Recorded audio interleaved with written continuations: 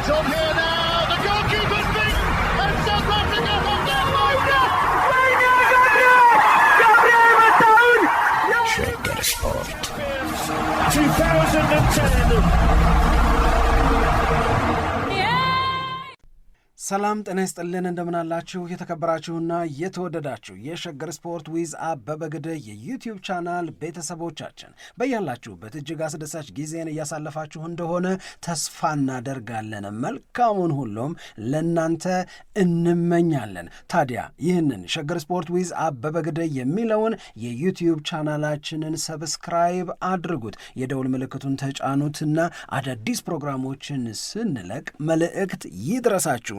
ላይክ በማድረግ እንዲሁም ደግሞ ሊንኩን ለሌሎች በማጋራት በተከታዮች ቁጥር እንድንበዛ የምንሰራቸው ፕሮግራሞችም ብዙ ሰዎች ጋር እንዲደርስ የምታደርጉትን ጥረት አጠናክራችሁ ቀጥሉ እንላለን። እስካሁን ላደረጋችሁልን ድጋፍ፣ እገዛ እና እኛን ለማንቃት ለሄዳችሁት ርቀት በሙሉ ምስጋናችን ትልቅ ነው። በጣም እጅግ በጣም አድርገን እናመሰግናለን። ትናንትና ምሽት የተደረጉ የአውሮፓ ቻምፒዮንስ ሊግ የራውንድ ኦፍ 16 የመልስ ጨዋታዎች ነበሩ በተለያዩ የአውሮፓ ከተሞች።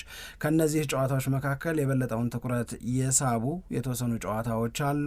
በተለይ ባርሴሎና ከቤኔፊካ ጋር ያደረገውና ትናንትና 3-1 በድምር ደግሞ 4-1 በሆነ ውጤት ያሸነፈበት ጨዋታ አለ።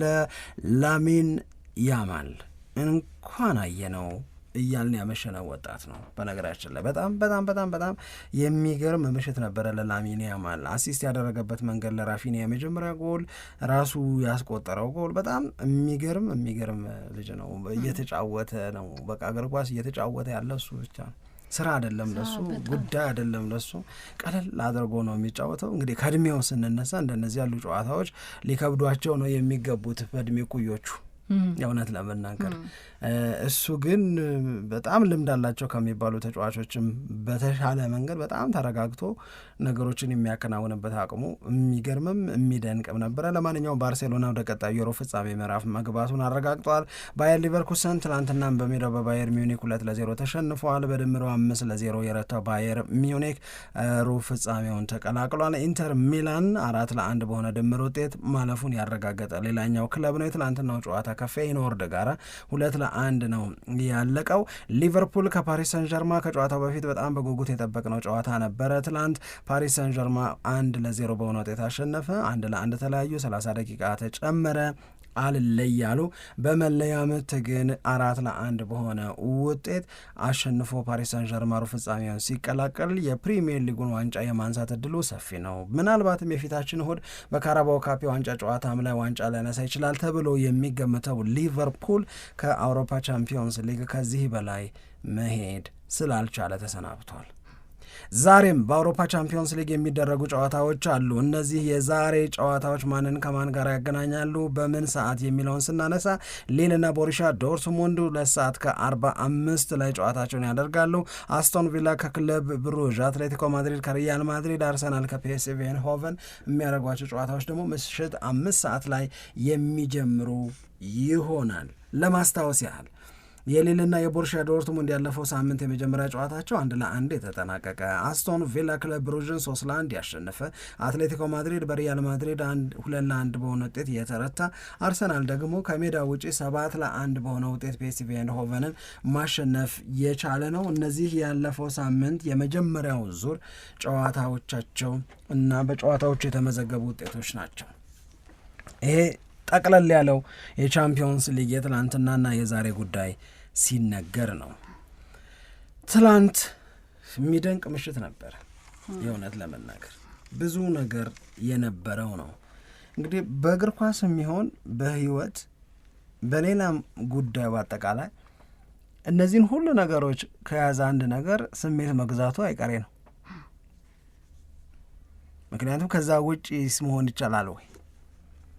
የትላንትናው የአውሮፓ ቻምፒዮንስ ሊግ ምሽት ምን አይነት ስሜት ፈጥሮ አለፈ? ምን አይነት ስሜት አስተናገደ? እያንዳንዱ በውድድሩ ላይ የሚሳተፍ ውድድሩን የሚያይ የሚለውን ነገር የምናነሳ ከሆነ የእውነት ለመናገር በቃ እንደዚህ ያለ የቻምፒዮንስ ሊግ ምሽት መቼም ቢሆን ሊረሳ የሚያዳግት ነው የሚሆነው፣ ወይም ሊረሳ የሚያስቸግር ነው የሚሆነው። ድራማ ነበረው፣ ድራማዊ ክስተቶች፣ ድራማዊ ነገሮች ነበሩት። የእውነት ለመናገር አርት ነበረው፣ ክሪኤቲቪቲ ነበረው። አርት ኤንድ ክሪኤቲቪቲ ደግሞ ሶል ኦፍ ኤቭሪዋን አይደለም? የሁላችንም የሁሉም ነገርም የሁላችንም ሶል ነው ብዬ ነው ማምነው። ከዛ እንደገና ቴንሽን ነበረው፣ ውጥረት ነበረው። አሁን ማን ምን ሊያደርግ ይችላል ብሎ ይህ ውጥር ብሎ የሚከሰተውን ነገር በጉጉት የመጠበቅ ወደ ግብ በተጠጉ ቁጥር የሆነ ነገር ይፈጠራል የሚል ሰቀቀን አይደል? ወደ ግብ በተጠጉ ቁጥር ደግሞ እንዲህ ልናደርግ ነው የሚል ተስፋ፣ ጉጉት። በቃ ተስፋውን ጉጉት የሚወጥርሻል። የሆነ ነገር ልንሆን ነው የሚለውም እንደዚሁ በጣም ከፍተኛ ነገር ነበረው። እምባ ነበረው፣ ዋይልድ ሴሌብሬሽን ነበረው። በቃ ህይወት ከዚህ በላይ ምን አለ? ልክነት ነበረው። በቃ ህይወት ከዚህ በላይ ምንድን ነው ታዲያሽ? ማለት በሁሉም ጉዳይ ለብቲ እነዚህ ናቸው አይደል ገዢ ስሜቶች በሰው አእምሮ ውስጥ የሚመላለሱ ወይ በሰው አእምሮ ውስጥ የሚፈጠሩ እንደነዚህ ያሉ ስሜቶች ናቸው። ስለዚህ በጣም ደስታ ነበረው፣ በሀዘን ማንባት ነበረው፣ በደስታ ማንባት ነበረው። እኔ ለምሳሌ የሉዊስ ኤንሪኬን ልክ የመጨረሻውን የመለያ ዓመት መጥተው ጎል ሲያስቆጥሩና ሊቨርፑል ወድቆ ፒኤስጂ እንዳለፈ ሲታወቅ ሉዊስ ኤንሪኬ ላይ የታየው ደስታ የማይጋባበት ይኖራል ወይ? በቃ አለቃ ሲባል ርግም አድርጎ የሚተኛ ሰው አላየው ይሆናል። ነገር ግን የመጨረሻውን ትርኢት ሴሌብሬሽናቸውን ላየ ሰው እኔ ማንኛቸውም የፓሪስ ሰን ዠርማ ሰዎች ላይ ካየሁት በላይ በጣም በላይ ሉዊስ ኤንሪኬ ላይ ይታይ የነበረው የደስታ መጠን በቃ ለእኔ ገዢ ነው። እውነት ለመናገር የሚጋባ አይነት ደስተኝነት ነው የነበረው እና ይሄ ሁሉ ነገር ነበረበት። ይሄ ሁሉ ሲሆን ነው ያየነው። ትላንትና አምሽተን ጨዋታ የተከታተልን ሰዎች የዚህ ሁሉ ምስክሮች ነን። ብንጠራ የምንናገረው እኛ ነን። በቃ ይሄንን ዊትነስ አድርገናል፣ ይሄንን አስተውለናል፣ ይሄ ሲሆን አይተናል። በቃ ይሄንን ነው እኔ እድል ብዬ የምጠራው።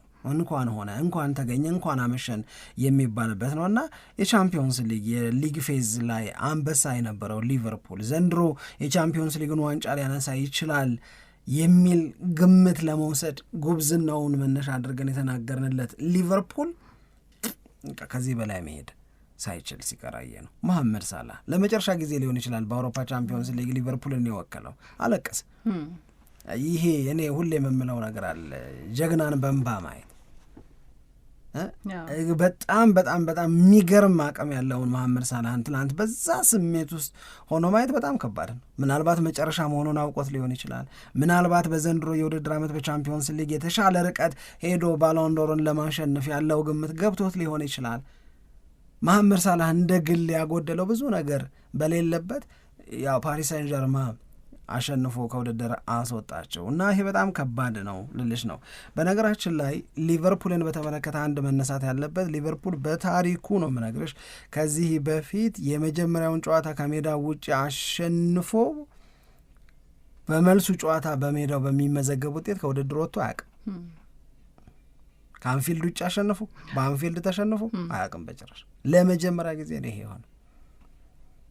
ለመጀመሪያ ጊዜ ሊቨርፑል በታሪኩ በአውሮፓ የቻምፒዮንስ ሊግ ሊሆን ይችላል፣ በዩሮፓ ሊግ ሊሆን ይችላል፣ በሚደረጉ ውድድሮች ከሜዳ ውጭ አሸንፎ በመልስ ጨዋታ አንፊልድ ላይ ከውድድር ተሰናብቶ አያውቅም። ለመጀመሪያ ጊዜ ነው ይሄ ሆነው። ይሄ ነው እንግዲህ የሊቨርፑል ደጋፊዎች ከዚህ በፊት ያለመዱት ነውና ስሜታዊ ሊያደርጋቸው ቢችል የማንገረመው ማለት ነው።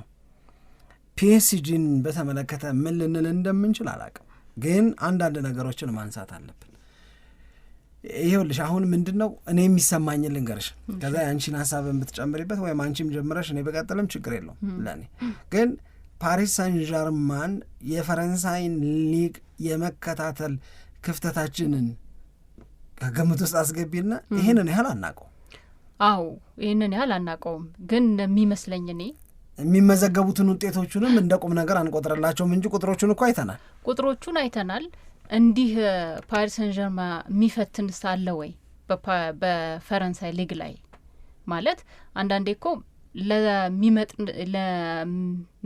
ለሚያጋጥምህ ፉክክር ነው መልስ የምትሰጠው አይደል? አንዳንድ ቀላል ከሆነ ነገሩ ወይም ይህንን አቅማቸውን ለመግለጥ የማይገደዱበት ከሆነ በፓሪስ ሰን ዠርማ በኩል በሊግ ውስጥ በሀገር ቤት ለሚደረገው ውድድር ኢዝሊ ጨዋታዎችን ካሸነፉ ይህንን ማንነታቸውን ላይገልጡ ይችላሉ። በአውሮፓ መድረክ ላይ አይተናል።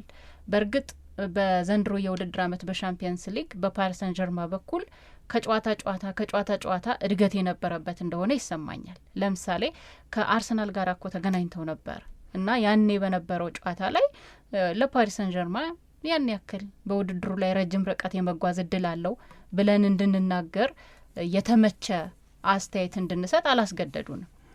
ለአርሰናል ቀላል ስለነበረ ጨዋታው ማለት ነው። ከዛ በኋላ ግን በውድድሩ ሂደት ላይ በደንብ እድገታቸውን እያየን ፍላጎታቸው የበለጠ ሰፊ የሆነ እየተመለከትን መተናል እና በእያንዳንዱ በፓሪስ ሰን ጀርማ በልጆቹ ላይ ያለው ትልቅ ችሎታም ደግሞ በደንብ ነው የተገለጠበት እና ቲም የሚባለው ነገር ነው። ሆና ፓሪስ ሰን ጀርማ በአንድ ሰው ትከሻ ላይ የተንጠለጠለ አይደለም። ለምሳሌ ልክ እነ ሊዮኔል ሜሲ እነ ክሊያን ምባፔ እነ ኔይማር እንደነበሩበት የሆነ ነገር ከአንድ ተጫዋች አይደለም የምጠብቀው። አሉ እኮ ፊት የሚመሩ እንደ ደምቤሌ አይነት ተጫዋቾች አሉ፣ ግን ከሁሉም የሆነ ነገር ትጠብቃለ። በቃ የቲም ነገር ነው፣ የቡድን ስራ ውጤት ነው፣ የጋራ ቅንጅት ነው በየጨዋታዎቹ ላይ እየተመለከትን የምንገኘው እና ፓሪስ ሰን ጀርማ በአውሮፓ ሻምፒየንስ ሊግ መድረክ ላይ ምን አይነት ቡድን እንደሆነ በደንብ አድርጎ አሳይቶናል እና የትላንትናውን ጨዋታ በተመለከተ እኔ የተሰማኝ ሁለት ነገር ነው በፓሪስ ሰን ጀርማ በኩል ማለት ነው። አንደኛው ምንድን ነው፣ ከመጀመሪያው ጨዋታ ፓሪስ ሰን ጀርማ በደንብ ነው ትምህርት የወሰደው ብዬ ነው ማስበው እኔ። ምክንያቱም በመጀመሪያው ጨዋታ ላይ ፓሪስ ሰን ጀርማ ሙሉ ለሙሉ ሊቨርፑልን በልጧል። ፐርፎርማንሱ የነሱ ነበር አርነ ስሎት እንደተናገሩት፣ ውጤቱ ግን የሊቨርፑል ነበር። ስለዚህ ይሄ ፐርፎርማንስ በ90 ደቂቃ ወይም ደግሞ በ120 ደቂቃ ብትበልጥም መጨረሻ በጎል ብልጫ ከሌለ ውጤቱ ያንተ ካልሆነ ዋጋ የለውም። ስለዚህ ከመጀመሪያው በደንብ አድርገው ሌሰን ወስደዋል ብዬ ነው ማስበው እኔ።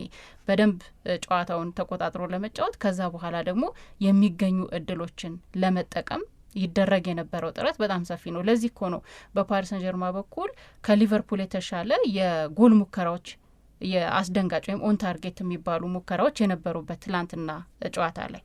ትላንት ሊቨርፑል ነው የተሻለ የተጫወተው፣ ግን የተሻሉ ሙከራዎችን በማድረግ ደግሞ ፓሪስ ሰን ጀርማ የበለጠ ቡድን እንደነበረ አይተናል። እና አንድ ከፓሪስ ሰን ጀርማ ጋር በተያያዘ የምናገረው ነገር ከመጀመሪያው ጨዋታ በደንብ ትምህርት ወስዶ የተመለከትንበት ጨዋታ ነው ብዬ ነው ማስበው። ሁለተኛ ደግሞ የፎከሩትን በቃ አደረጉት ብዬ ነው የተሰማኝ። በእርግጥ በፔናልቲ ሹታውት ሲሆን ጨዋታው የውጤት የምትለያየው ሌላ ነገር ነው። ያን ያክል የወደቀውን ቡድን በራሱ ክፍተት ምናምን ብለህ ልትገመገም ትችላለህ ብዬ አላስብም።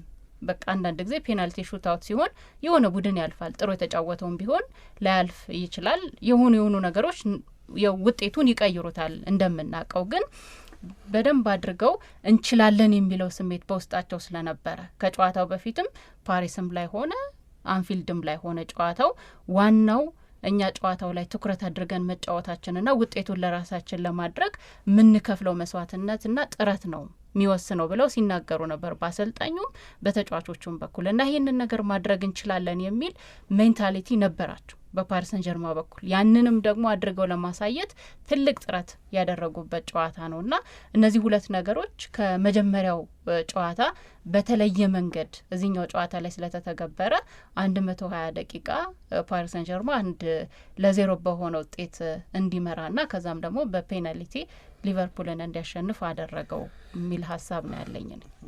እሺ ልክ ነው፣ ሙሉ በሙሉ ልክ ነው። ግን የመጀመሪያው ነገር ቅድም ያልኩሽ እኔ ለእኔ የሚሰማኝ ለአብዛኛው ሰው ይሄ የመጀመሪያ ሰሞኑ እውቀት ነው ስለ ፓሪስ ሰን ጀርማ ለአብዛኛው ሰው።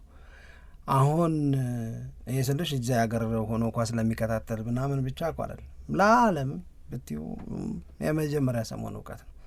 ምክንያቱም ምንድን ነበረ ሲጻፍ የነበረው ከተወሰኑ ጊዜያቶች በፊት ምንድን ነበር አሁን እየተጻፈ ያለው የሚለውን ነገር ስትመለከች ፓሪስ ሰን ጀርማ ቤት ውስጥ የተለወጠ በአጭር ጊዜ ውስጥ የተለወጠ ነገር የለም። የነበረ ግን ዋጋ ያልሰጠነው ነገር ግን አለ። የነበረ ዋጋ ያልሰጠነው ስንል ለምሳሌ ከመጀመሪያው የፓርክ ደ ፕሪንስ ያለፈው ሳምንት የሊቨርፑልና የፓሪስ ሰን ጀርማ ጨዋታ በፊት እኮ ፒኤስጂ በሁሉም የውድድር አይነቶች 10 ጨዋታዎችን በተከታታይ አሸንፏል። ሊቨርፑል እኮ አላረገም እንደዛ። የፕሪሚየር ሊጉ የደረጃ ሰንጠረዥ መሪ ነው። የፕሪሚየር ሊጉ ሻምፒዮን የመሆን እድሉ በጣም ሰፊ ሆነ። በጣም ጠንካራው ሊቨርፑል ዘንድሮ አርነ ስሎት ይገርማ ምን ለሊቨርፑል እኮ ያንን አላደረገም። ፓሪስ ሳን ዠርማ ላይ ነው ያደረገው የሚለውን እያሰብን ነው መሰለኝ 10 ጨዋታዎችን በመደዳው በሁሉም የውድድር አይነቶች ማሸነፉን ዋጋ ልንሰጠው አልፈለግም፣ ግን እውነት ነበረ።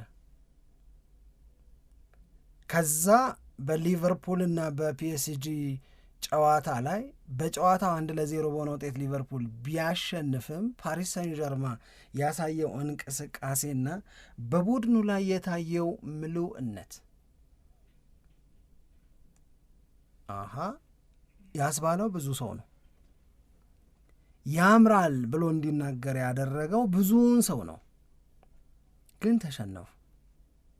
ሲሸነፉ አዘንላቸው። በጣም ብዙ ሰው አዘነ በፒኤስጂ መሸነፍ። ሊያሸንፍ ይገባ ነበር የሚል አረዳድ ከጨዋታው እንቅስቃሴ በመውሰድ ነው። እንደዛ አይነት እንቅስቃሴ አሳይቶ ከተሸነፈ በኋላ ሉዊስ ሄንሪኬ በሚዲያ ላይ ወጥቶ እኔ በግሌ የኔን ትኩረት የሳበ አነጋገር፣ ልበ ሙሉነት፣ ድፍረት እናም በቡድኑና በሱ ስራ በመተማመን አንፊልድ ላይ እንገናኝ ሲል ነበር። አንፊልድ የእሱ ነው የሚመስለው። ሜዳችን ላይ አንለቃቸውም ኗር ላይ የተለመደው በሜዳችን በኢታል በሜዳችን በኤሚሬትስ በሜዳችን በኦልትራፎርድ ወይ በሜዳችን በአንፊልድ ምናምን የሚላሉ ባለሜዳዎቹ ምናምን ሲባል ኦኬ የሆም አድቫንቴጅ ምናምን እሱ ግን ህይወት ልበ ሙሉ መፎከር በሚመስል መንገድ ተናገረ እያልን ስንናገር አልነበረም። ለካ ትላንት የሚሆነው ፊል አድርጎት ትላንት የሚሆነውን የማድረግ አቅም ላይ መሆናቸውን አንደርስታንድ አድርጎት ነው፣ ገብቶት ነው። ለካ ስራውን ስለሚያውቅ ነው። ለካ ከዛ ትላንትና 1-0 በሆነ ውጤት አሸነፉ። 30 ደቂቃ ተጨመረ፣ ምንም የተቀየረ ነገር የለም። ከዛ በኋላ ያው እንደምታየው በመለያ ምት አሸነፉ። መለያ ምቱም ላይ የነበራቸው በራስ የመተማመን ስሜት በጣም የሚገርም የእውነት ለመናገር።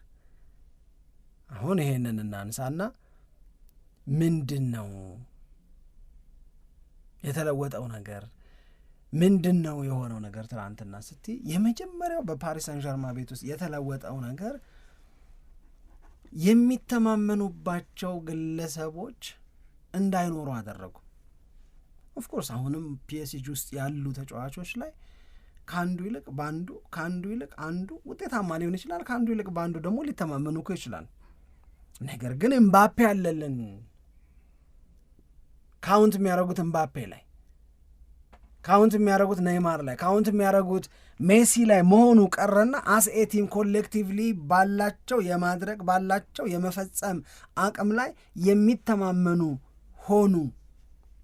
ይሄ በጣም እጅግ በጣም ትልቅ ለውጥ ነው። ይህንን ስልሽ ቅድም እንዳልኩሽ አንዳንዶቹ ተጫዋቾቻቸው በጣም የተሻለ የውድድር ዓመትን ሊያሳልፉ ይችላሉ። ለምሳሌ ሀቪቻ ፊት መስመር ላይ፣ ባርኮላ ፊት መስመር ላይ፣ ኦስማን ደምቤሌ ፊት መስመር ላይ የፓሪስ ሳን ዠርማ ተጋጣሚዎች ስጋቶች ናቸው። ነገር ግን ትላንትና ሊቨርፑል ጎል እንዳያገባ የሚገርም ስራ ሲሰራ ያመሸው ዶናሩማን ምን ልታረጊው ትችላለች? ሊቨርፑል ሙከራዎች አድርጓል እኮ። አሁን ሙከራን በ3 ብትከፊው ኢላማ የጠበቀ ኢላማውን ያልጠበቀና ብሎክድ የተደረገ ወደ ግብ ጠባቂውም ወደ ግቡም ሳይሄድ በተከላካይ ተጫዋቾች ተደርቦ ወደ ግብ ሳይሄድ የቀረ ሙከራ፣ እሱ ሙከራ ነው። ብሎክድ የተደረጉ አንዳንድ አስገራሚ እኮ ሙከራዎች ነበሩት እኮ ሊቨርፑል፣ አስገራሚ እድሎች እኮ ነበሩት። መሀል ሜዳው ላይ የሰሩት የነበረው ቪቲና የሚሰሩት የነበረውን ነገር ምን ስም ልትሰጪው ትችላለች? ስለዚህ አሁን ኢትስ ኖት ኦል አባውት ኢንዲቪጁዋል ኳሊቲስ ኢትስ ኦል አባውት ዘ ቲም ኳሊቲ። ቡድኑ እንደ ቡድን ምን ኳሊቲ አለው የሚለው ነው ፓሪስ ሳን ዠርማን በራሱ እንዲተማመን በራሱ እንዲመካ በልበ ሙሉነት ወደ ሜዳ እንዲገባ ያደረገው የሚል ስሜት አለ። የካውንተር ሙቫቸው በጣም ነው የሚያስደነግጠው። በጣም ፈጣን ነው። በጣም የሚገርም ነው። ዲፌንዲንግ ዋይዝ በጣም ጥሩ ናቸው። ብቻ በአጠቃላይ ቡድን ሆኖ ነው በሉዊስ ኤንሪኬ ፒኤስጂ የተገነባው። ኦኬ ይሄንን ካልን በኋላ መነገር ያለበትን አንድ ነገር ላንሳ ሳምሪ።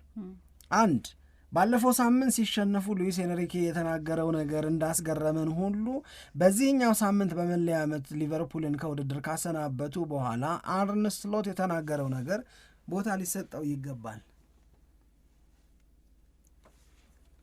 በዚህ የውድድር ዓመትም ይሁን በአሰልጣኝነት ዘመኔ የተሟላን ቡድን የገጠምኩት አሁን ገና ነው አለ። ሰምታችሁት ከሆነ አላውቅም። ገና አሁን የተሟላ ቡድን ገጠምኩ አለ። ማለቴ አርሰናልን እኮ ገጥም ያለው አለ። ማለቴ ሲቲን እኮ ገጥም ያለው አለ። እነሱም ጥሩ ቡድኖች ናቸው አለ። ግን በሁሉም ረገድ የተሟላን ቡድን የገጠምኩት ገና አሁን ነው አለ። የሚያደርገውን የሚያውቅ አሰልጣኝ አለው ሉዊስ ኤንሪኬን። ሜዳ ላይ ነገሮችን የሚያወሳስቡብህ ተጫዋቾች እነዚህን ይዞ ነው ፓሪስ ሳን ዠርማ ምልኡነትን ያገኘው ብሏል። ምን ማድረግ እንዳለበት፣ ነገሮች እንዳይመቹ እንዴት ማድረግ እንዳለበት የሚያውቅ ነው አለው አሰልጣኙን። ቡድኑን ደግሞ እንዲህ ያለ የተሟላ ቡድን ሊቨርፑል ገጥሞ ያውቃል አውቃለሁ አለ። እኔ ግን አላውቅም።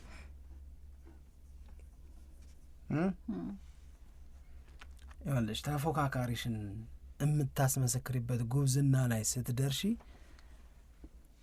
የሆነ ነገር ነው ማለት ነው። ወይም ቀላል አይደለም፣ ቀላል ቦታ የሚሰጠው አይደለም፣ ሊሆንም አይችልም ማለት ነው። እሺ ሁለተኛው ነገር ዓለም ምን ብሎ እየጻፈ ነው? የዓለም ሚዲያ የተሰናባቹ የሊቨርፑል ልሳኖች ምን እያሉ ነው? የእሱ ሀገር ሚዲያዎች ምን እያሉ ነው? ገለልተኞቹ ምን እያሉ ነው? የፓሪስ ሰዎችስ ምን እያሉ ነው የሚለውንም ነገር እንውሰድና እንፈትሽ ብንል ስለ ፓሪስ ሳን ዠርማ የሚነገረው ነገር ተቀይሯል። አሁን ሪስፔክት ያገኘ ይመስለኛል። ክብርን የተሰጠው ይመስለኛል። ክብር የሆነ ሰው ደግ ስለሆነ የሚሰጥሽ ሳይሆን በምግባር በክዋኔ የምታገኘው ሰዎች አማራጭ እንዳይኖራቸው ማድረግ ያንቺ ፋንታ ነው ከማክበር ውጭ።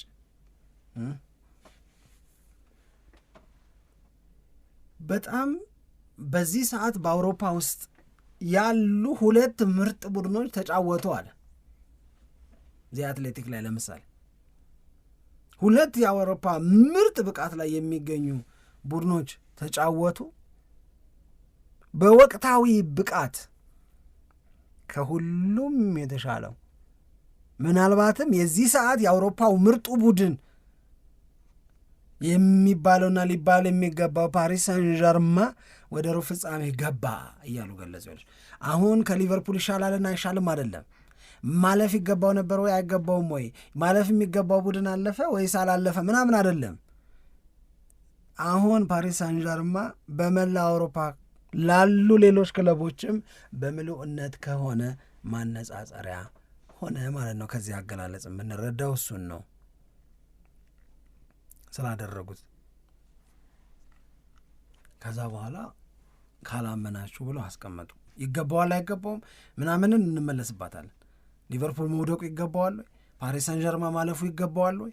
ፌር ሪዛልት ነው ወይ ወይስ የሊትል ቤት አንፌር ነው የሚለውን እንነጋገራለን። ግን ፓሪስ ሳን ዠርማ ማለት እንዴት ያለ ቡድን ነው የሚለውን ነገር ለማንሳት ባለፈው ሳምንት ሊቨርፑልን ምን ያህል ዶሚኔት እንዳደረጉት ነገር ግን ሳያሸንፉ እንደቀሩ አነሳን። ውጤቱን ለመቀበል በጣም ብዙ ሰው ከብዶታል። ሊቨርፑልን እድለኛ ነው አልነው፣ አርነ ስሎትም አሉ እድለኞች ነበርና ብለዋል። በብዙ ነው የተበለጥ ነው ብለዋል። ግን ሁልጊዜ በእንደዚህ መንገድ እንበለጣለን ማለት አይደለም። ትምህርት እንወስዳለን፣ ሌሰናችንን ከግምት ውስጥ ያስገባ ዝግጅት እናደርጋለን፣ ተሻሽለን ደግሞ እንመጣለን ምን የሚል ነገር ነበር። አሁን የትላንትናውን ጨዋታ በምንመለከትበት ሰዓት ላይ ሊቨርፑል በተለይ በሁለተኛው 45 ላይ አንድ ጎል ከጨዋታ ውጭ ተብሎ ተሽሯል።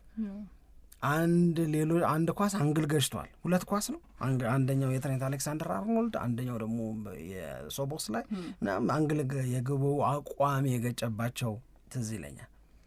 በጣም በጣም በጣም ጥሩ እድል ነበራቸው። ግን የሚያስፈራ እድል ደግሞ ፔሲጂም ነበረው። ይቆጠርም ብንል እኮ ነው የምልሽ። በአጠቃላይ ትላንትና ከሊቨርፑልና ከፓሪስ ሳን ዠርማ ብዙ የግብ ሙከራ ያደረገው ፒኤስጂ ነው። ፒኤስጂ 21 የግብ ሙከራዎችን አድርገዋል። ሊቨርፑል 19 የግብ ሙከራዎችን አድርገዋል። ለግብ የቀረቡ እድሎች ጎል ይሆናሉ ተብለው የተጠበቁ እድሎች ብለን ብንወስድ ደግሞ ኤክስፔክትድ ጎልስ ወይም በአጭሩ ኤክስጂ ብለን የምንጠራው ኤክስጂ ብለን በምንጠራው ኦን ታርጌቱን እናነሳለን። በዛ 2.56 ነው የፓሪስ ሳን ዠርማ 2.56 ኤክስጂ ነበረው ትላንትና ነው የምልሽ። በ210 ደቂቃ ምናምን ይሆናል አይደል? ትላንት አንፊልድ ላይ 120 ደቂቃ ሲጫወቱ 2.56 ነው። ሊቨርፑል ሲቲ 1.64 ነው። ይሄ ቡድን ቀላል አይደለም። ይሄ ቡድን ደግ ስለሆንሽ የምታከብረው አይደለም፣ ስለሚገባው እንጂ። ከዛ በፊት የነበረውን ነገር እና ፓሪስ ሳን ዠርማን ሊገልጹ ይችላሉ የምንላቸውን ነገሮች እናንሳ ብንል የፓሪስ ሳን ዠርማን ሀቅ በዚህ መንገድ ነው ልናስቀምጠው የምንችለው። አንድ ሊቨርፑልን በአንፊልድ በፓርክ ደ ፕራንስ ከመግጠሙ በፊት በ10 ጨዋታዎች በሁሉም ያሸነፈ፣ በሁሉም የውድድር አይነቶች በ10ሩም ጨዋታ ያሸነፈ ነው። ትላንት አንፊልድ ላይ ያሸነፈ አይደለ? ባለፉት 14 ጨዋታዎች ከሜዳ ውጭ 14ቱንም አሸንፏል። አዌይ ጌም ነው ማውራሽ። ታፈስት አዌይ ጌም የሚኖሩች ደግሞ አንፊልድ ላይ ነው አይደል? ትላንትናም ስንል እንደነበረው በጣም ከባድ ፈታኝ፣ ዋው ኦልሞስት ኢምፖሲብል። ደግሞ ጨዋታው ሲጀመርም የነበረው ድባብ ያንን የበለጠ እንድታገናዝብ የሚያደርግ ነው። በጣም ይገርም ነበረ ጨዋታው ሊጀመር ሲል የነበረው የስቴዲየም ድባብ እውነትም አንፊልድ የሚያስብል ነው የነበረው። እኔ ግን ትላንትና በድጋፍ አሰጣጥ እኔ የተማረኩት ግን በፒኤስጂ ነው። አዎ የፒኤስጂም ደጋፊዎች በጣም የሚገርም ድጋፍ ነበር የሚሰጡት። ግን ጨዋታው ሊጀመር ሲል ገና በስቴዲየም ውስጥ ዝማሬ ምናምን ሲያደርጉ በጣም የተለየ ድባብ ነው የነበረው።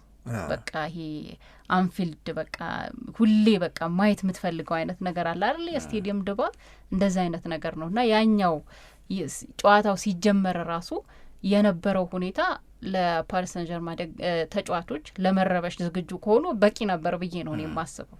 ግን እነሱ ለዚህ ነገር በጣም ዝግጁ እንደነበሩ ነው ከጨዋታው በፊት የተናገሩትና ያንን ዝግጁነታቸውንም ደግሞ በሜዳ ላይ አሳይተዋል ብዬ ነው የማስበው። በቁጥር ትንሽ ቢሆኑም የፓሪስ ሰን ዠርማ ደጋፊዎች ደግሞ የራሳቸውን የሆነ ድባብም ፈጥረው የታየበት ጨዋታ ነው። ከድጋፍ ጋር በተያያዘ 3000 አካባቢ ይደርሳሉ። 2000 ምናምን 3000 በ2000 እና በ3000 መካከል ነው። ግን ሜጋፎን አድርገዋል ከግቡ በኋላ። ልክ እኮ ጤር ሲጣል አይተሽ ከሆነ ሀኪሚ ነበረ በፒኤስጂ በኩል የነበረው፣ ቨርጅል ቫን ዳይክ በሊቨርፑል በኩል አንበል የነበረው እሱ ነው። ጤር ሲጣል ሲደርሰው ኮይንቶሱን ሲያሸንፍ ማለት ነው። እዛ ጋር የመረጠው እኮ በዛ ነው፣ በዛ ምክንያት ነው። ገብቶሻል አይደል? ከደጋፊዎቹ ከጎሉ ጀርባ እንዲሆኑ ምንም ጥያቄ የለውም። እና የፓሪስ ሳን ዠርማ ፕሬዚዳንትም በነገራችን ላይ ያንን ነው የወደዱት። ደጋፊዎቻችን 2000 ምናምን ሆነው እንደ 50,000 ነው አክት ሲያደርጉ የነበረው። እነሱ ደግሞ ሜጋፎን ይዘው መጥተዋል። ከግቡ በኋላ አስቀምጠውታል። በጣም ቮካል ነበሩ፣ በጣም ነበሩ። በጨዋታው ሂደት ላይ ይሰማ የነበረው ድምጽ በአብዛኛው የነሱ ነው። እና ሊቨርፑል ጥሩ ሙከራ ሲያደርግ ግን አንፊልድ እንደገና ይነቃቃል፣ እንደገና በጣም የሚገርም ነገር ያመጣል። ሊቨርፑል ምናምን ይላሉ። ግን አይ ዶንት ኖ ብቻ እንትና የሚገባው ክብር ነው ያገኘው። አሁን ይህቺ ልታስቅሽ ትችላለች፣ ግን እውነት ስለሆነ ብትስቂበትም ችግር የለውም። በጣም ከፍተኛ የሆነ የአዘኔታ ስሜት አለ ይላል ሉዊስ ኤንሪኬ። ያሳዝነኛል። በማዘን ነው በማድነቅ አይደለም። አሁን ብዙ ጊዜ ብዬሻለሁ። አይ እኔም በጣም ነው የሚያሳዝነኝ። ለምን እንደሆነ ግን ያውቃለሁ። በህይወት ውስጥ ባለፈባቸው መንገዶች በጣም ያሳዝነኝ። እንደዚህ አይተህ ይመስለኛል ደስታው የሚያሳዝነኝ ትላንት ለዛ ይመስለኛል። ደግሞ አይተህ የምትገምተው አይነት አይደለም አይደል? ለምሳሌ ከዚህ በፊት የሚወዳደሩባቸው የስፖርት አይነቶችን በተመለከተ በፕሮግራማችን ላይ እኮ ስናነሳ ነበር። አሁን እሱን የጠቀስኩት ለምንድን ነው? በዛ አይነት በጣም ቻሌንጅ ውስጥ የሚያልፍ ያንን አይነት ቻሌንጅ ያለው ስፖርት ውድድር የሚያደርግ ምናምን ብለህ እንደዚህ የምትገምተው አይነት አይደል። ከአክቲቭ ስፖርትስ ፐርሰን ሪታየር ያደረገ ሰው ነው አይደል? ግን በጣም ጫና ያላቸውን ነገሮች የሚወድ በተከታታይ ለ5 ቀን ለ6 ቀን የሚደረጉ ውድድሮች ይሄ መዋኘት፣ ተራራ መውጣት፣ ሳይክሊንግ ምናምን ያለውን ነገር በሙሉ የሚያደርግ እነዛን የሚጨርስበት የሚያከናውንበት ፍጥነት አሁን አንዱ ፒኤስጂ ቤት ውስጥ እኮ የጨረሰው ነገር በጣም አርነ ስሎት ያደነቀው ነገር ሮጦ የማይጠግብ ቡድን ሆነ። ገባሽ? ይሄ 120 ደቂቃ ምንም የማይመስለው ፋቲክ ምናምን ይሉ የለና ሞሬ ምንም የማይመስል በጣም ኢነርጄቲክ የሆነ ቡድን አደረገው። እንደዚህ ያለ ነገር በጣም በጣም በጣም ይወዳል። እኔን ግን ዝም ብሎ የያዘን ስሜት ውስጥ በማዘን እንዳስበው ሰው ይሆን እና ደስታው ደስ እንዲለኝ የሚያደርግ የሚመስለኝ በልጁ ላይ ያጋጠመው ነገር በጣም ዝም ብሎ ታቺንግ ነው የሆነው። በልጁ ያለፈች ጊዜ ገብቶበት የነበረው ጥልቅ ስሜት ተጽፎ በማንበብ የተጋባብኝ ስሜት አለ። እንደገና ለተከዳ ሰው የሚያደላ ነገር አለኝ። ለተበደለ ሰው ቢትሪያል ላጋጠመው ሰው he was betrayed by his best friend by the way የስፔን ናሽናል ቲም አሰልጣኝ ሆኖ በዛ ወቅት ያ ሀዘን ሲያጋጠመው ሉዊስ ኤንሪኬ የልጅ ሀዘን ሲያጋጠመው ልጁ በላይፍ ኤንድ ዴዝ መካከል ሆና በህይወትና በሞት መካከል ሆና ምናምን ስራውን ተመኛል። አይገርምሽ? ሊጠብቅልኝ ሲገባ ስራውን ተመኛል። ተመኝቶ ማድረግ ያለበትን ነገር አደረጋል። ለራሴ ያለ አብረው ያሳለፏቸውን ነገሮች እንዴት ተጋግዘው እንደመጡ ክሎዝነሱ የግንኙነታቸው ምናምን ብለሽ እዛ ደረጃ ላይ ሲደረስ ኤኒ ኮስት ከጎኑ ነው አይደል የምትሆኝ ነው እኮ የምትሆኝ። ተመኘው አለ በቃ ስራውን እንጀራውን ተመኘ። ከዛ ላይ አልፈልገውም እኮ ነው ወዲያው ወደ ስራ እንደተመለሰ አልፈልግህም እሱን ነው ያሰናበቱ። እሱን ማሰናበቱ ለምን ተብሎ ጥያቄ ሲነሳ ነው ይህንንም ታሪክ የወጣው። አስታውሳለሁ። ከዳኛል ገባሽ? ከወዳጅ ሲሆን ደግሞ ስፔንፉል አይደለም ነው በጣም። ምክንያቱም ከመተማመን በኋላ መተማመን ስልሽ እኔ በሳምሪ እመካለሁ ተማመን ነው እሱ አታረግም ምናምን ከማለቴ በኋላ ከሆነ ያንቺ መጥፎ ሳይድ የሚመጣው ያንቺ ጭካኔ የሚመጣው ኪልሲዩ ያመኝ በጣም አንድ ጊዜ እንትና በጣም ጥሩ አድርጎ ሲገልጸው ነበረ። ካገኛችሁት ስሙት። አለም ነዋሴ ሲገልጸው ነበረ። ቢትሪያል ከማንም ሊመጣ ይችላል ይላል። ከእናት ሊመጣ ይችላል፣ ከአባት ሊመጣ ይችላል፣ ከወንድም ሊመጣ ይችላል፣ ከባል ከሚስ ከልጆችም ሊመጣ ይችላል። ግን በጣም ከባድ በቃ ሽባ አርጎሽ ነው የሚሄደው እና ሉዊስ ኤንሪኬ እኔ በቃ አላውቅም እንትን ሂውማን ሳይዱ አሁን ትናንት በቃ ሮጦ ሜዳውን ሄዱ። ዶናሩማን ሲያየው እንዴት እንዳቀፈው፣ ኦስማን ዴምቤሌን ሲያየው እንዴት ተዘለው እንደተጠመጠመበት ምናምና የሆነ ሰዓት ላይ ብዙ ከመሮጡ ብዙ ከመደሰቱ ደስታውን ለመግለጽ ያወጣኝ ኢነርጂያቶች እኮ ጎንበስ ብሎ ቁና እየተነፈሰ ምናምን ሳየው ክሎስ ቱ ቲርስ በቃ በጣም አሳዘነኝ። በጣም ነው የምልሽ። ግን ደግሞ የሚገርም ስራም ደግሞ ሰርተዋል። አሁን ጥያቄውን ላንሳ እባክሽ። ፓሪስ ሳን ዠርማ ማለፉ ይገባዋል? ሊቨርፑል መውደቁ ይገባዋል?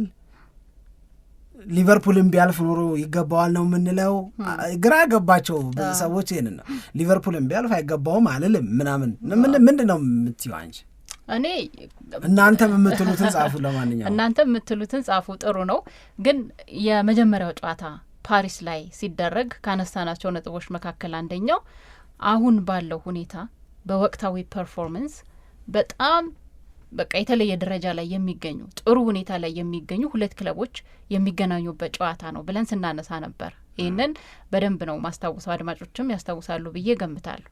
ፓሪስ ላይ ጨዋታው ከመደረጉ በፊትና በፓሪስ ላይ ጨዋታውም ሲደረግ የተመለከትነው ነገር እንደውም አንተ ስታነሳ የነበረው የፓሪስ ሰን ዠርማ ጨዋታውን መቆጣጠር ጫና ማሳደር ብቻ ሳይሆን የሊቨርፑል ጫና መቆጣጠር ደግሞ አብሮ ሊደነቅ ይገባል። ጉብዝና ነው እሱም የሚል ነገር ተነስተዋል። እና በደንብ የምስማማው እኔ ሁለቱም አሁን ባለው ሁኔታ ጥሩ ብቃት ላይ የሚገኙ ክለቦች ናቸው እና በመልሱም ጨዋታም ደግሞ ያየነው ነገር ሊቨርፑል እንደ መጀመሪያው ጨዋታ አይደለም። በአንፊልድ ላይ እንዳየነው የተሻለ እንቅስቃሴ አድርጓል። ግን በሚበለጡት ነገሮች ደግሞ ጨዋታ ላይ በሚፈጠሩ ነገሮች ተበልጦ ፓሪስ ሰን ጀርማ ወደ ሚቀጥለው ዙር አልፏል። ስለዚህ እኔ ሊቨርፑልን ቢያልፍ ይገባዋል ነው ምለው፣ ፓሪስ ሰን ጀርማን ቢያልፍም ይገባዋል ነው ምለው። ምንም እኩል አዎ ሊቨርፑል አልፎ ቢሆን ኖሮ ወይኔ ፓሪስ ሰን ጀርማ ነበር የሚገባው የሚል ሀሳብ አይኖረኝም። ስለዚህ እኩል ነው። አዎ በቃ ሁለቱም ጥሩ ብቃት ላይ የሚገኙ ጨዋታ ላይ ጥሩ እንቅስቃሴ ያደረጉ ናቸው። እንደገና ደግሞ እኔ ሌላ ነገር ብዬ የማስበው የሆነ በፔናልቲ ሹት አውት ሲሆን እንትኑን ለመገምገም እኮ ያስቸግራል። ማለፍና መውደቅ በሚለው ነው እንጂ ትላንት 1-0 ፒኤስጂ አሸነፈ። ፓርክ ደ ፕራንስ ለሊቨርፑል 1-0 በሆነ ውጤት አሸነፈ። በአጠቃላይ 210 ደቂቃ ብቻ ኢቫሉዌት አድርገሽ የራስሽን የመጨረሻ ሀሳብ ስጪ እኮ። እንደዛ ነው የሚሰማው። ሁለቱም ቢያልፉ ፌር ነው ብዬ ነው ማስበው። የተሻለው ቡድን ወደቀ የሚል አይነት ስሜት የለኝም፣ አይኖረኝም። የተሻለው ቡድን አለፈ የሚልም የለኝም። እንደው 55-45 በፍጹም በቃ 50-50 ነው። እኔ ያው እንደዛ ነው የተሰማኝ። የተለየ ነው ሀሳብ። አዎ ኧረ እውነት እስቲ እንስማው። እኔ ፓሪስ ሳን ዠርማ በ210 ደቂቃው ፔናልቲ ሹታውትን ኤክስክሉድ አድርገሽ በ210 ደቂቃ ለእኔ ፓሪስ ሳን ዠርማ ወዘ ቤተር ሳይድ። ለእኔ ይሄኛው ውጤት ነው ተገቢ ነው የምለው። የፓሪስ ሳን ዠርማ ማለፍ ነው ተገቢ ብዬ ነው ማምነው። ሊቨርፑል ቢያልፍ የሚያሳዝን ነው። የማይገባው ቡድን አለፈ አልል ከአንቺ ጋር የሚያመሳስለኝ ነገር ግን የፓሪስ ሳን ዠርማ ማለፍና የሊቨርፑል ማለፍ ግን እኩል ቫሊዩ ግን የለውም። ይህንን በጥያቄ ላምጣው። ትላንትና ሊቨርፑል ከፒኤስጂ የተሻለ ቡድን ነበረ። በእንቅስቃሴ ጌሙን ለመቆጣጠር በሚያደርጉት ጥረት፣ ሌሎች መለኪያዎች፣ የግብ ሙከራ ጥራት ምናምን ብቲ ዘላሰርቲ ይሄ ኤክስትራ ታይሟ ላይ ግን ፒኤስጂ አደገኛ ነው። በ90 ደቂቃው መደበኛም ላይ ፒኤስጂ በጣም ብዙ አደገኛ ነገሮችም ነበሩት፣ ጌሙ የሚፈልገውን ነገር ይዞ በመገኘት። እሺ ግን ሊቨርፑል በለጠ ትላንት። ባለፈው ሳምንት ፒኤስጂ ደግሞ በልጧል። እሱን ደግሞ ማንም አይክድም። ፒኤስጂ ሊቨርፑል ላይ ባለፈው ሳምንት የነበረውን አይነት የበላይነት ትላንት ሊቨርፑል ፒኤስጂ ላይ ነበረው? አይ አልነበረውም። እሱማ ጨዋታው የሚፈጥረው ልዩነት እኮ አለ እኮ። አሁን እሱ አይደለ አሁን ማን የመልስ ጨዋታ ሲሆንና ከዛ ደግሞ የመጀመሪያ ጨዋታ ሲሆን ምንድን ነው የመልስ ጨዋታ ሲሆን ማለት በጣም ጥንቃቄ ይፈልጋል። ይሄኛው ውጤቱ የመልስ ጨዋታ እኮ ለዛ እኮ ነው እኔ ፓሪስ ሰን ዠርማ ለዛ ነው አሁን ጨዋታው የሚፈልገውን ነገር ይዞ መጣ። ከመጀመሪያው ጨዋታ በደንብ ትምህርት ወሰደ። ሁወዛው ማን ነበረ ትናንትና ዲስአድቫንቴጅስ የነበረው? ፒኤስጂ አይደለ 1-0 እየተመራ ነው። አንድ ሊቨርፑል በሜዳው ነው የሚጫወተው። ሁለት ሊቨርፑል አንፊልድ ላይ ሁልጊዜም ፌቨራይት ቲም ነው። ምክንያቱም የአንፊልድ አትሞስፌር የሚሰጣቸውን አድቫንቴጅ ሁሌም ቢሆን ይጠቀሙበታል።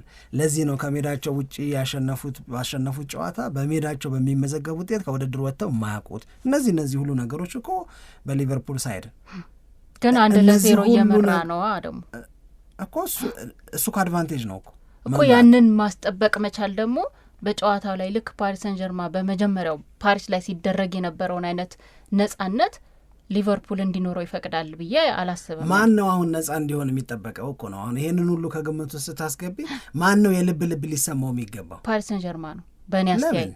ምክንያቱም ምንም አይመጣማ፣ ኦልሬዲ እየተመራ ነው 1-0። ስለዚህ ያንን እየተመራ ነው። ስለዚህ የሚችለውን ነገር በሙሉ አድርጎ በነጻነት ተጫውቶ ውጤቱን ለመቀልበስ መጣር ነው። በሊቨርፑል በኩል ግን ብዬ የማስበው እኔ 1-0 እየመራ ነው፣ ከቻለ ድሉን አስተማማኝ ወደ ማድረግ ለመቀየር ይሞክራል። ካልሆነ ደግሞ የተገኘችውን ውጤት ለማስጠበቅ ጥረት ያደርጋሉ ብዬ ነው ማስበው። ስለዚህ ይሄኛው የበለጠ ነጻነቱን ለፓሪስ ሰን ዠርማ እንደሚሰጠው ይሰማኛል። እሺ እንደዛ በዛኛው ማንገል ተረጁ ችግር የለውም። ግን ታዲያ በዛ ነጻነት ተጠቅሞ ነው አሪፍ የተጫወተው ትላንት ነው ማን? ፒኤስጂ እኔ እንደዛ ነው ማስበው። ነጻነቱ እኩል አይሆንም እኮ አሁን እኮ ነጻነቱ ለምንድን ነው ማን ነበር የተሻለው ትናንትና? ሊቨርፑል ነው የተሻለው። አሁን አንተ የጠየቅከኝ ጥያቄ አሁን አንቺ በምትገልጪው ነጻነት ውስጥ ሆኖ ግን ሊቨርፑል አንተ የጠየቅከኝ ጥያቄ በፓሪስ ላይ ፓሪስ ሰን ጀርማ ብልጫ ወስዷል። የብልጫው አይነት ደግሞ ሙሉ ለሙሉ ጨዋታውን ዶሚኔት ማድረግ ነው። ትላንትና ደግሞ አንፊልድ ላይ ሊቨርፑል ብልጫ ወስዷል። ግን ፓሪስ ላይ ፒኤስጂ የወሰደውን አይነት የበላይነት አይደለም ሊቨርፑል በትላንትናው ጨዋታ ላይ የወሰደው የበላይነት እና ያ ሊሆን የቻለበት ምክንያት ብዬን የምረዳው የበላይነቱን ወስዷል፣ ግን ደግሞ በጣም በቃ ሙሉ ለሙሉ ፒኤስጂን መቆጣጠር ያልቻለበት ወይንም ያልፈቀደበት ምክንያት ነው ብዬ የምረዳውን ነገር ነው ቅድም ኤክስፕሌን ያደረግኩት እኮ። ስለዚህ ፒኤስጂ በ210 ደቂቃ የተሻለ ነበረ ማለት ነው እኮ። ይኸውልሽ ነጻነት ኖሮትም በይው ነጻነት አቶም በይው ሊቨርፑል ነጻነት ስለተሰማውም በይው፣ ግን ፓሪስ ሳን ዠርማ የሞት የሽረት ትግል አደረገሽ ምንም እድል ስለሌለው ይሄንን ከማድረግ ውጭ ዘይ ወር ቤተር ሳይድ። ስለዚህ ይገባቸዋል፣ እነሱ ይበልጥ ይገባቸዋል እኮ ነው። አሁን የኔን እኮ የሚደግፍ ነገር ነው አንቺ እየነገርሽኛለሽ። እኔ እያልኩ ያለሁት ፓሪስ ሳን ዠርማ ማለፉ ሊቨርፑል ቢያልፍ ኖሮ ይገባዋል ከምለው በላይ የፓሪስ ሳን ዠርማ ማለፍ ይገባል እላለሁ እኮ ነው እኔ ያስረዳሁት። እኔ እንጃ መልሶ እዛው ላይ መምጣት እንዳይሆንብኝ እንጂ እኔ ለማስረዳት የሞከርኩት ሊቨርፑል ትላንትና ጨዋታው ላይ 100% ዶሚኔት ለማድረግ ወይም በጣም በነጻነት ለመጫወት ያልፈቀደበት ምክንያት ብዬ የምረዳው ዶሚኔት አረገ ያልን አይደል እንዴ? አረገ። ግን የጠየቀኝ ጥያቄ እኮ ነው ለዛ መልስ ፓሪስ ላይ ፖሊስ ወርቃ ምን ነው ጥያቄ አይደለም። ፓሪስ ላይ ፒኤስጂ ወሰደው ብልጫና አንፊልድ ላይ ሊቨርፑል የወሰደውን ብልጫ ንጽጽር ነው። እሺ ሌላ ደግሞ አንድ አሁንም እንግዲህ የራሴን ሀሳብ አንቺን በመጠየቅ አንቺው ሀሳብ እንድሰጭበት ነው ማደርግ። እሺ ኦስማን ደምቤሌ እኮ 12ኛ ደቂቃ ላይ ነው ጎል ያገባው። ዘ ጌም ዋዝ ኢን ባላንስ 1-1 የሆኑት እኮ 12ኛ ደቂቃ ላይ ከ120 ደቂቃ ውስጥ 12 ደቂቃ ብቻ እኩል አረጋቸው እኮ ሊቨርፑል አሚን ዴንጀር ብሎ ለማሰብ ወይም ቅድም አንቺ ባልሽው አይነት ስሜቱ ስላለመቆየት ስንት ደቂቃ ነበረው? 108 ደቂቃ እኮ ነበረው።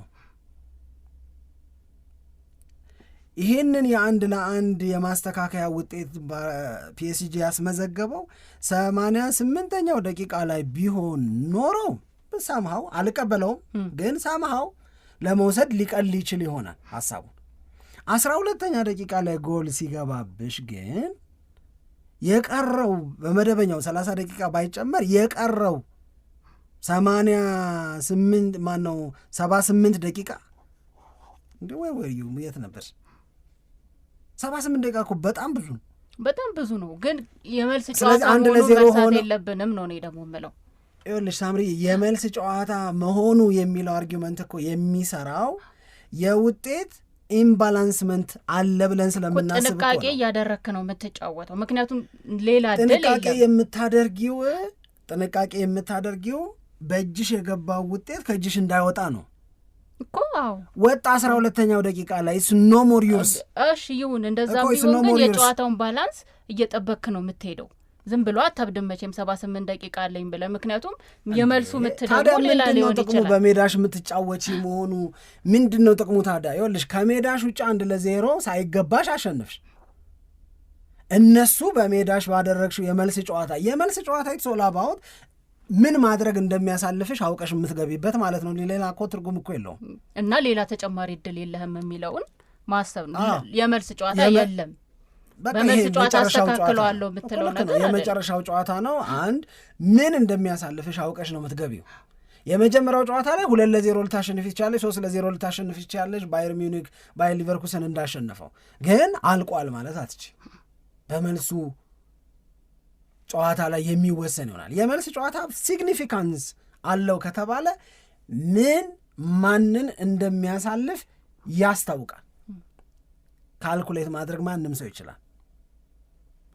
ይሄ ፈረሰ። 12ኛው ደቂቃ ላይ ፈረሰ። እኔ እኮ ፈረሰ የሚለውን ነው ሲግኒፊካንሱ። እንዴት ነው አትቀበዩ? ወደ አቻ መጡ እኮ ወደ አቻ መጡ። ግን በቃ ስለዚህ አሁን ሊቨርፑል ቲንኪንጉን ካልቀየረ የራሱ ድክመት ነው። አሁን ኖ ሞር አድቫንቴጅ በእኔ እጅ ላይ አይደለም ያለው። ለምሳሌ ቅድም ፓሪስ ሳን ዠርማ በቃ ይሄ የመጨረሻ እድሌ ነው ብሎ ነው እንደ ማድረግ ያለበትን ነገር በሙሉ የሚያደርገው ካልሽ፣ ሊቨርፑልም እጄ ላይ የነበረ 0-0 ቢያልቅ ያሳልፈው የነበረው ውጤት ከዚህ በኋላ እንደማይሰራ ሲያውቀው ሊቨርፑል ስቲንኪንጉን መቀየር የለበትም ወይ? አሁን ዘ ጌም ካምሱ ባላንስ፣ በቃ ባላንስ ዶና ማንና ማን ፓሪስ ሰን ዠርማንና ሊቨርፑል ምን ሆኑ? አንድ እኩል ሆኑ። ማን ነው የሚያልፈው? ማን ነው?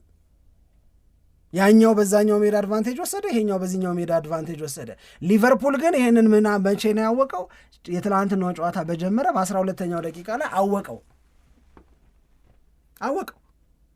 ሶ ፎር ዘ ኔክስት 78 ሚኒትስ እቺን ይወዳል ብሎ መነሳት የሱ ፋንታ ነው። ላስጠብቀው የነበረው ውጤት ከእጄ ወጥቷል፣ አይ ሃቭ ቱ ሪስፖንድ ማድረግ አለብኝ ማለት የሱ ፋንታ ነው። እኔ በጣም ዲሲፕሊንድ ሆኖ ያየሁት ቡድን ቢኖር በቃ እኔ ፒኤስጂ ነው። እውነት ለመናገር ሊቨርፑል ስላልፈለገ አይደለም፣ ሊቨርፑል ስለ በቃ በፓሪስ ሳን ዠርማ ከዚህ በላይ እንዲሆን ስላልተፈቀደለት ኖ እኔ እንደዛ መታሰብ የለበትም በጭራሽ። ሊቨርፑልም ምርጥ ቡድን ነው። አዎ ፓሪስ ሳን ዠርማ ግን በእነዚህ 210 ደቂቃዎች ግን ከሊቨርፑል የተሻለ ቡድን። መሻል ስትመሪ በምታደርጊው ነገር፣ መሻል በተሸነፍሽበትም ጨዋታ ላይ ባሳየሽው ነገር ይለካ በፈለግሽው መንገድ።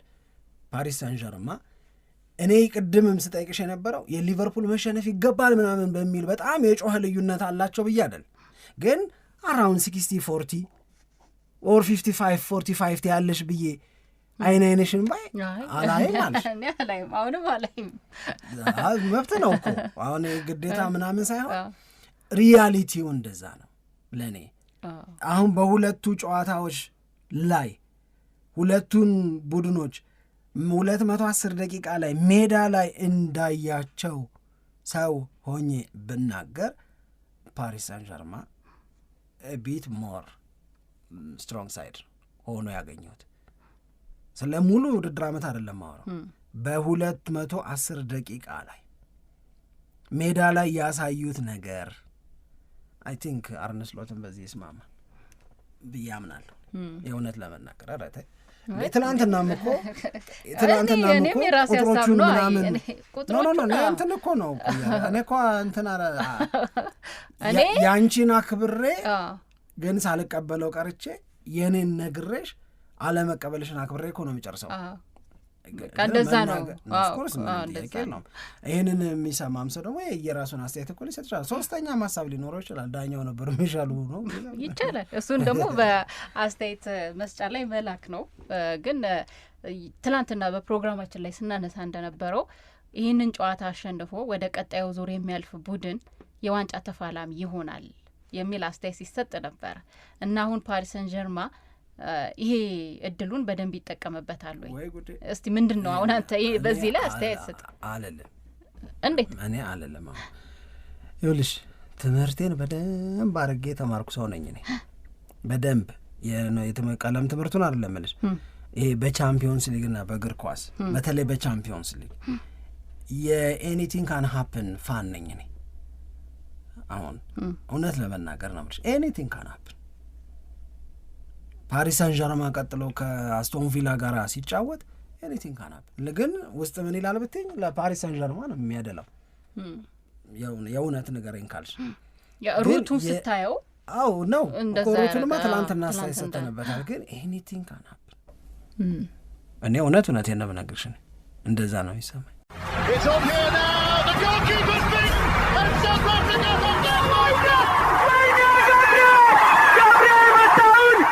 ሸገር ስፖርት 2010